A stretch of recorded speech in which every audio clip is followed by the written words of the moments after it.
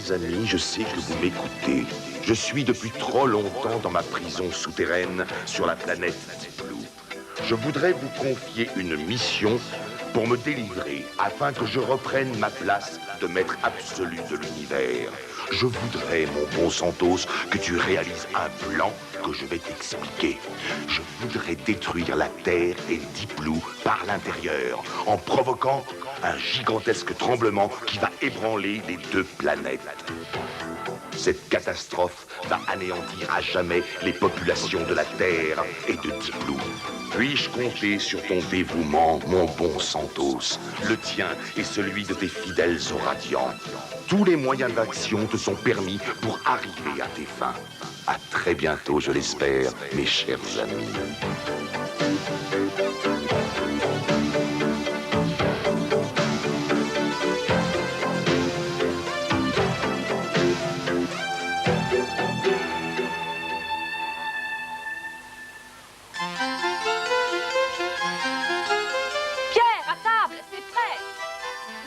Descendre, tu vas encore manger froid. Oh. Attends un petit peu. Tu veux que je vienne te chercher, Pierre? Chaque fois qu'il travaille avec son télescope, il n'y a pas moyen de le faire manger, cet enfant-là. S'il avait la même passion pour l'école, tout irait bien. Hein? Oh. Après tout, il sera peut-être un grand savant un jour. Oh.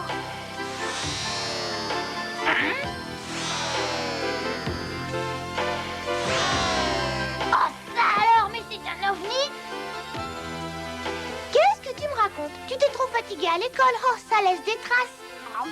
T'as vu une étoile filante, c'est tout. Les ovnis n'existent pas. Tu dis ça pour faire l'intéressant. Oh, un ovni, oh, c'est les copains qui vont bien rire quand je vais leur raconter ça à la récré. Et il y avait des petits hommes verts peut-être.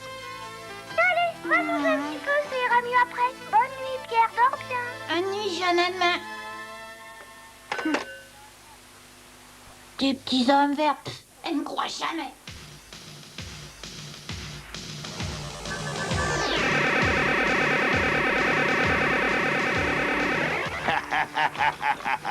Chère petite boule bleue, planète où je suis né, je t'aime beaucoup, mais il est temps que Santos redevienne le maître absolu de l'univers. Alors, j'ai établi un plan et bientôt tu ne feras plus partie du système solaire.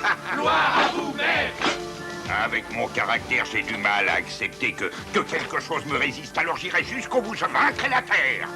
J'espère que vous êtes d'accord, soldats. Nous sommes d'accord.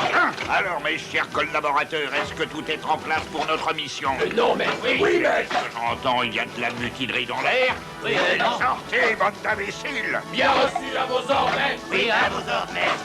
Décampez. Vous m'avez compris? Tout de suite, maître. Je vous conseille de tout installer correctement, sinon il y aura des sanctions. Bien compris. Le canon super puissant est branché, maître. La mission spéciale peut commencer. Le canon est sur ses rails, maître.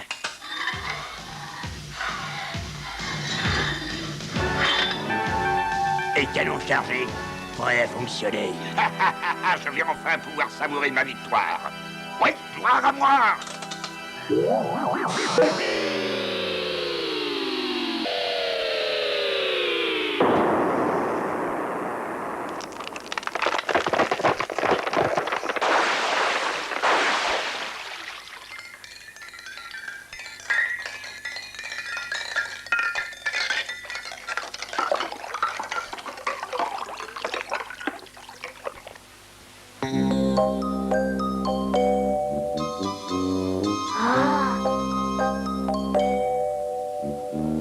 Qu'est-ce que je vois?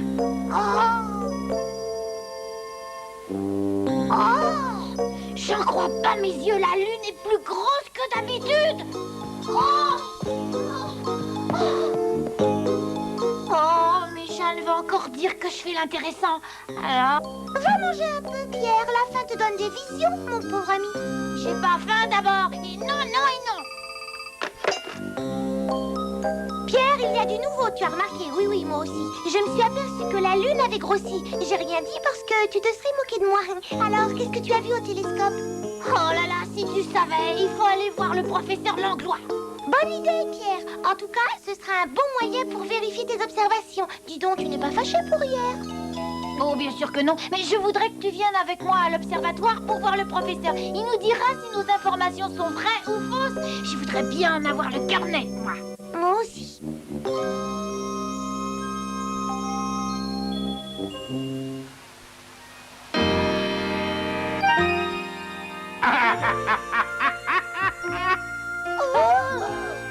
Ah, écoutez mes petits, j'ai entendu toutes sortes de choses dans ma vie, mais jamais rien d'aussi drôle. Mais professeur, je vous assure, j'ai regardé plusieurs fois avant de venir vous voir. Oui, et même que Pierre et moi, on s'est téléphoné avant de venir. La lune gonfle, professeur, on en est sûr. Les enfants, vous devriez retourner jouer. Si la lune gonflait, comme vous dites, je m'en serais aperçu, voyons. Mais... Oh... Je l'ai vu. Il y a dans notre observatoire des savants qui regardent le ciel jour et nuit. La moindre anomalie aurait été relevée. Mes collaborateurs me l'auraient communiqué pour que je l'étudie. Depuis que j'occupe ce poste de directeur, rien ne s'est passé. L'univers est calme et tranquille. Donc, croyez, un vieux bonhomme comme moi, s'il se passait quelque chose de grave, mes chers enfants, je le saurais. Mais la Lune est quand même la planète qui est la plus proche de nous. Et vous croyez que nous, on ne peut pas bien l'observer avec le télescope de Pierre? Je ne t'énerve pas. Je te dis pas que vos remarques ne sont pas intéressantes, les enfants, mais je suis un savant et aucun renseignement sur la Lune ne m'est parvenu. Alors... Ce sont les informations. Bonjour, chers téléspectateurs, je reçois actuellement des nouvelles concernant la Lune. Oui, un communiqué dont je prends connaissance en même temps que vous. D'après les informations transmises par le satellite Explorer, il semblerait que la Lune et toutes les planètes du système solaire augmentent de volume.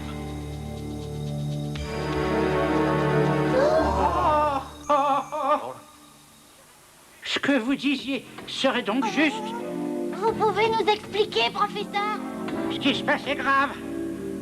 La Terre n'est pas touchée, mais par exemple, si la Lune devenait trop grosse, elle attirerait à la Terre. Le choc des planètes les détruirait toutes les deux. Et je ne vois pas ce que nous pouvons faire pour éviter ce choc. Oh!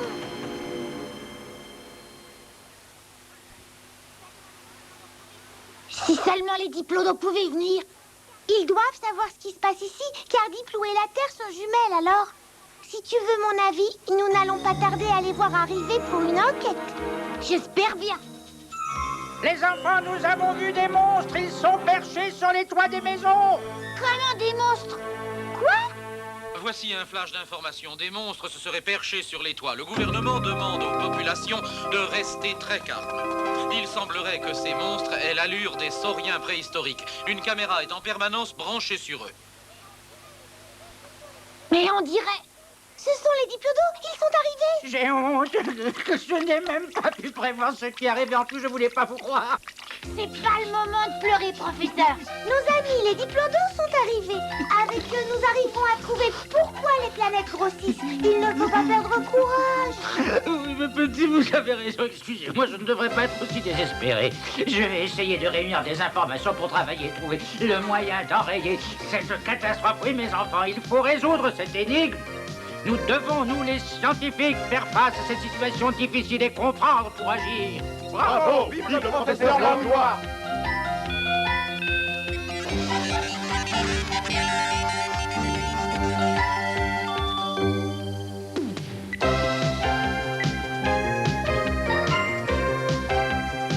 Allons vite retrouver nos amis les diplodos. Je suis content de les revoir. Moi aussi, Pierre. Je suis sûre qu'avec eux, on trouvera une solution. Nous trouverons. Il le faut.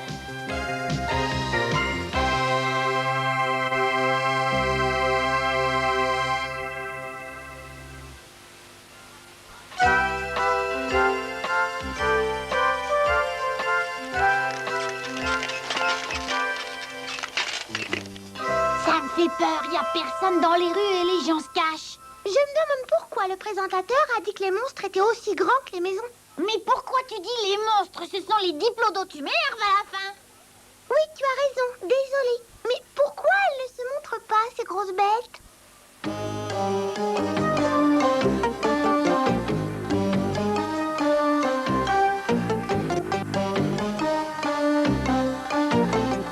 Tiens bien ça, pour une fois que je remplace Diplo Père, faut que t'avais un rendez-vous chez le dentiste, je traverse une ville fantôme. tu sais très bien que le dentiste est important pour Diplo Perfo. Ce que je trouve pire encore, mes chers camarades, c'est la peur des gens en nous voyant. Ça, c'est très dur. Alors, non seulement ils nous ont pas reconnus, mais en plus de ça, ils nous traitent de monstres assez complets. Yap, yap. Oui, dès que nous avons mis le pied sur terre, les caméras de télévision ne nous ont pas quittés. Et quand je pense à notre atterrissage qu'on a raté... Mais je t'en prie, fais un peu attention. Moi, j'en ai assez de cette vie qui m'énerve. Moi, je veux rentrer. Oh, diplographeux, ce n'est pas le moment de craquer. Nous avons tellement grossi qu'il faut bouger très très doucement. Eh oh, qu'est-ce qui vous arrive, les diplodons? Mais d'où vient donc cette petite voix? Moi aussi, j'ai entendu, et ça venait de par là, on aurait dit la Wacker, c'est vrai quoi? Vous êtes gigantesque! Depuis quand vous êtes comme ça? Ma petite Jeanne, tout ça s'est passé après notre atterrissage forcé. Nous avons dévié de notre itinéraire et nous avons été obligés de nous poser. Exact. Une fois sur la Terre, impossible de faire redémarrer notre vaisseau. Alors, j'ai voulu visiter, mais il n'y a pas grand monde, hein. Oh, que t'es mignon, qui es-tu? Je m'appelle Diplogomme. Enchanté, qu'est-ce que tu fais? Et je peux effacer n'importe quoi avec ma gomme spéciale, c'est pratique. Moi, je propose que les présentations s'arrêtent là et que nous mettions au point un plan pour sortir de là. Et je sens que ça commence à bouillir. Ah, le problème est qu'on est coincé entre les immeubles. J'ai bien une idée. Il faut vous sortir de là et ces diplobulles vous fabriquez ces bulles magiques. Et je reconnais que l'idée n'est pas tout à fait nulle pour une fois. Merci, diplographeuse. Et si ça moque de moi, ça m'apprendra à faire des compliments. Mais vous voulez vous taire?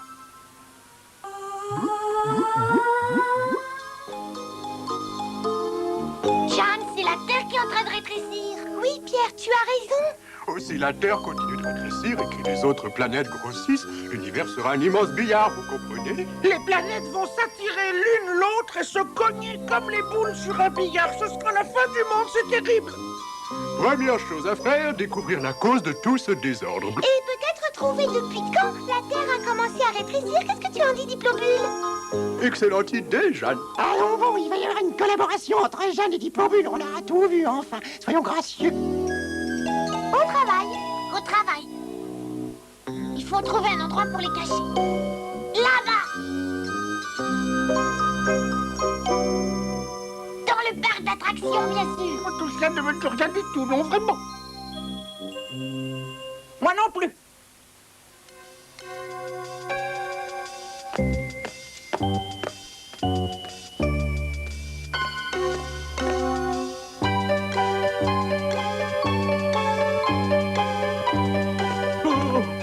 J'aime pas me promener ici la nuit. Et transformer un statue vivante dans un parc d'attractions, c'est vénère. Tais-toi donc, c'est reposant de faire la statue. Et puis tu auras plein de petits-enfants sur le dos. C'est gentil, les enfants. Et puis c'est comme si on était en vacances dans ce parc. Hein? Ah oui, mais qu'est-ce que c'est? Tes observations sont très exactes et très bien rédigées, Pierre, mes félicitations. Cependant, tu écris très mal, mon garçon. L'important est que tes données soient exactes pour répondre à toutes nos questions. Nous allons, je pense, connaître la date à laquelle la Terre a commencé à rétrécir. Je vais interroger l'ordinateur. Nous aurons à notre disposition les clichés du satellite et puis aussi les données informatiques. Nous pourrons y voir plus clair. C'est très curieux, mon patron n'a pas encore signalé l'arrivage de ces grosses statues dans le parc. Enfin, le principal, c'est que les enfants s'amusent, pas vrai?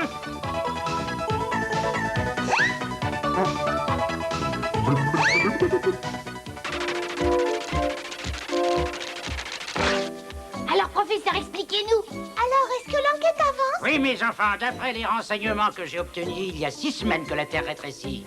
Vous avez dit 6 semaines? Pourquoi tu faisais cette pierre? Mais parce que ça fait 6 semaines que j'ai vu l'OVNI au télescope. Oh, ça y est, il recommence. Mais enfin, arrête de te faire un cinéma avec ton OVNI. Fais-moi voir les photos prises par le satellite à cette période. Qu'est-ce que c'est que cette tache blanche? Quelle tache blanche n'est rien du tout sur mes clichés.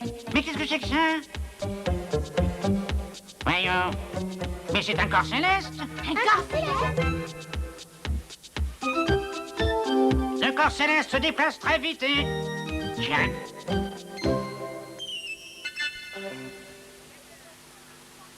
Tu sais pourquoi ils font la tête, toi? Pas du tout. Et toi? Toute la journée, les enfants ont fait du toboggan sur notre dos. Ils m'ont marché à moi sur la tête. Il est temps de rejoindre le vaisseau et de nous mettre en route pour le pôle Nord, comme l'a indiqué le professeur. Oh, et moi qui n'aime pas le froid, mais au fait, qui a eu cette idée de nous cacher dans le parc? C'est-à-dire...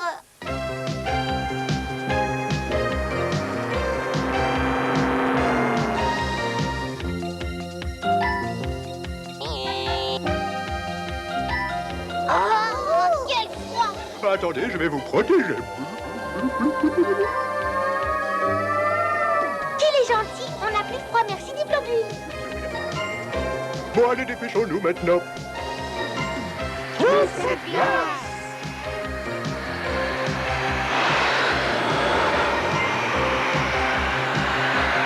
C'est immense, oh là là, j'ai peur. Ne bougez pas d'ici. Je vais aux nouvelles. Il ne faut pas se séparer, ça devient dangereux. Alors prudence.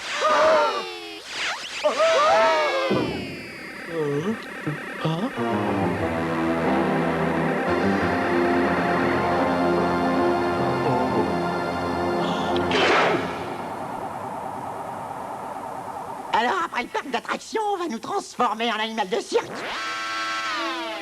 Tous ceux qui ont vu le cratère aspirant l'aurore n'en sortent pas vivants, vous avez de la chance. Savez-vous, pauvres microbes, que vous nous devez la vie sauve?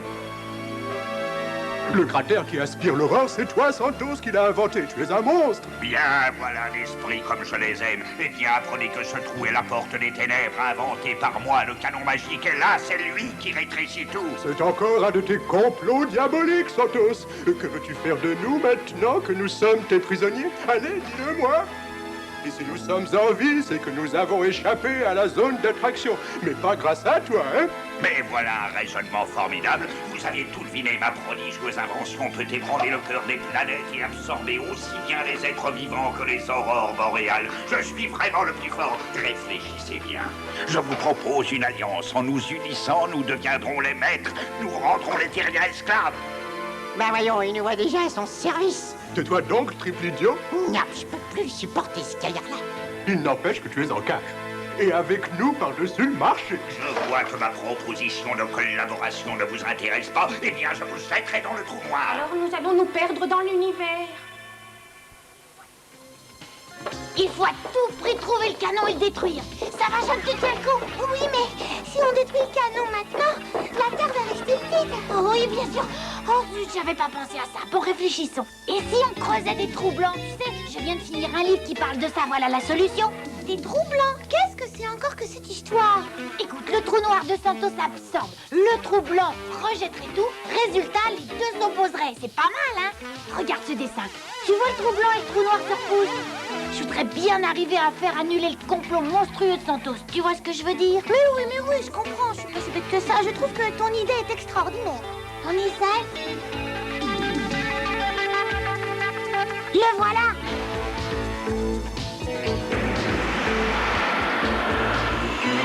Voilà ma sublime invention. Alors, qui sera le premier à sauter? Alors, mes agneaux, à qui l'honneur? Pas très courageux, les diplodomètres. Je sens qu'il va falloir les aider un peu. Juste les pousser, quoi. Espèce de reptile, au Moyen-Âge, on t'aurait fait frire dans l'huile bouillante. Pardon, maître, mais quelqu'un a touché au canon. Comment? Qui a osé entrer dans le trou noir et toucher à mon canon magique? C'est trop fort. Pourtant, personne ne manque à l'appel. Vas-y, Jeanne, à toi de jouer. Mais enfin! Qu'est-ce que vous faites? Non, non, pas ça!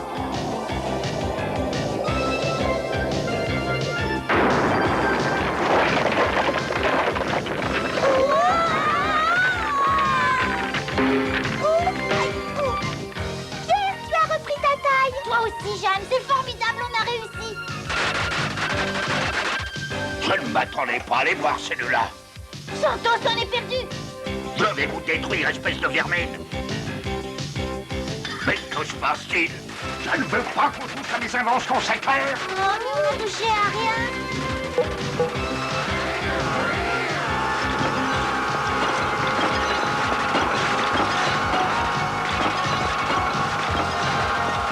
Ils ont cassé mon canon préféré. Attrapez-les! Vous êtes libre. Il faut nous éloigner de cet endroit et vite, vous. Maître, je propose de décarpir. Je vous ordonne de rester là, soldat immobile.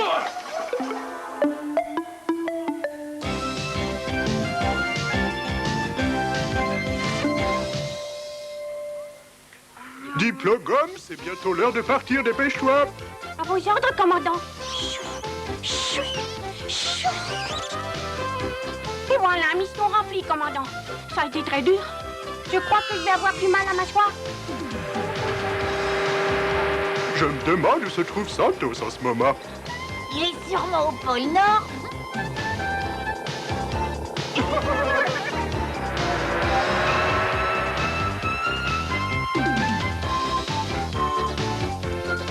Par pitié, pas ça, Santos.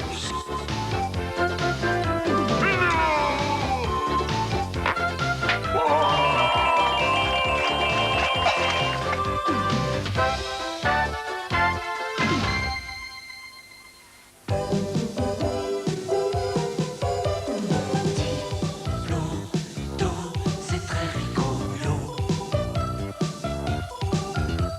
C'est un genre